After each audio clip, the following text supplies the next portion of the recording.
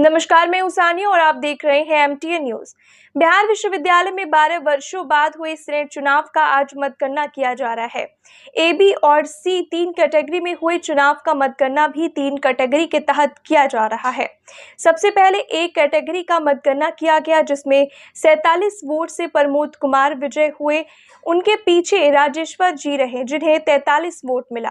B और सी category का मतगणना अभी जारी है। देर शाम तक इनका भी परिणाम जारी हो जाएगा, जिसके बाद विजयी उम्मीदवारों को सर्टिफिकेट प्रदान किया जाएगा। जानकारी देते हुए बिहार विश्वविद्यालय की रजिस्ट्रार डॉक्टर अपराजिता ने बताया कि सीनेट के चुनाव के लिए 14 जिलों में 19 मतदान केंद्र बनाए गए थे। जिस शांतिपूर्ण माहौल में चुनाव संपन्न हुआ, ठीक वैसे ही शांतिपूर्ण माहौल में मतगणना का कार्य जारी है। उम्मीदवार सारे इस व्यवस्था से संतुष्ट है और किसी तरह का कोई भी व्यवधान नहीं है। बहुत सौहार्दपूर्ण माहौल में मतगणना का कार्य जारी है। आप लोगों के माध्यम से पीजी डिपार्टमेंट्स के सभी शिक्षकों को इस चुनाव में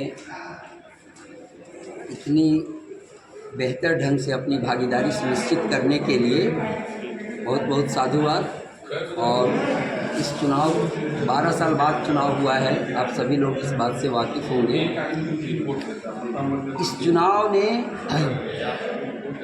इस समय में सीनेट पर जिस तरह से हमले सरकार के द्वारा और राजभवन की ओर से हो रहे हैं, सीनेट के अधिकार को धीरे धीरे कम किया जा रहा है।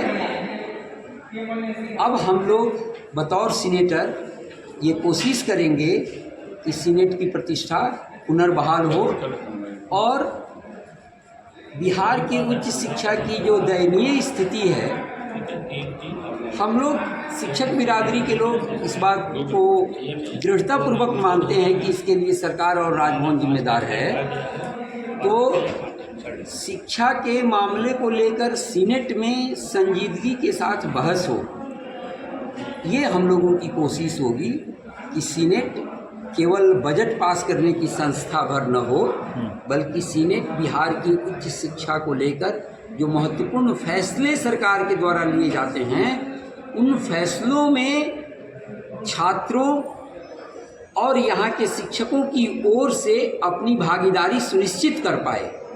सीनेट को इस मंच के रूप में इस्तेमाल करने में हम लोगों की सम्मिलित भूमिका हो। परिचय बताइए।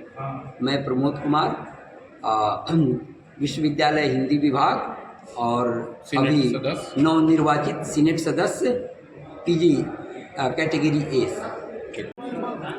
देखिए, जैसा कि आप सभी को मालूम है, 12 वर्षों के बाद सीनेट चुनाव इस बार 2024 अभी चल रहा है। सीनेट के प्रोसेस में हम लोग लगे हुए हैं। 23 तारीख को बहुत ही शांतिपूर्ण ढंग से मतदान हुआ और आज सुबह से 10:30 बजे से काउंटिंग की प्रक्रिया शुरू हुई है। उसमें क्योंकि ये प्रेफरेंशियल वोटिंग का बात है, इसलिए कई राउंड्स होते हैं और आपको ये भी जानकारी पहले से होगी कि इस सीनेट में 3 तरह के कैटेगरी के वोट्स हैं। इलेक्टोरल कॉलेज ए, जिसमें यूनिवर्सिटी के डिपार्टमेंट्स हैं, बी जिसमें कॉन्स्टिट्यूएंट कॉलेजेस हैं और सी जिसमें एफिलिएटेड कॉलेजेस होते हैं। उनके अलग अलग नंबर्स हैं जो हम यहाँ बता भी सकते हैं आपको। अभी तक जो रिज़ल्ट आया है वो कैटेगरी ए का आया है, जिसमें जनरल कैटेगरी में प्रमोद कुमार विजयी हुए हैं और 4 वोटों से ही बस वो विजयी हुए हैं और बहुत ही कांटे की टक्कर रही। दूसरे नंबर पर राजेश्वर जी थे। इसके अलावा SC ST का जो कैंडिडेट और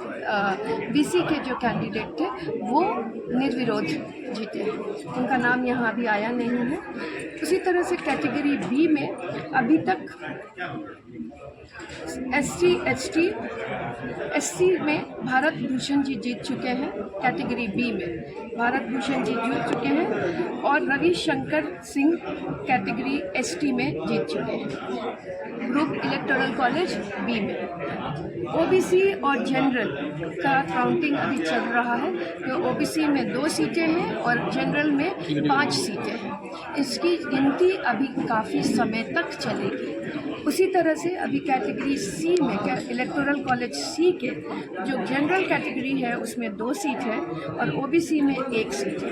अभी इसके ओबीसी के वोट्स की गिनती चल रही है, वो भी अभी फाइनल नहीं हुआ है, क्योंकि बार बार हम ये बोल रहे हैं कि इसकी प्रक्रिया बड़ी लंबी है। प्रेफरेंशियल वोट्स होते हैं, एक ही वोट 50 राउंड घूमते हैं, तो उसके बाद ही उसका एक मैथमेटिकल इक्वेशन है जिससे हम लोग उसको गिनती करते हैं। सीसीटीवी वगैरह भी लगा हुआ निगरानी? सीसीटीवी पूरी तरह से सभी जगह लगा हुआ है, वीडियो रिकॉर्डिंग सभी हो रहे हैं।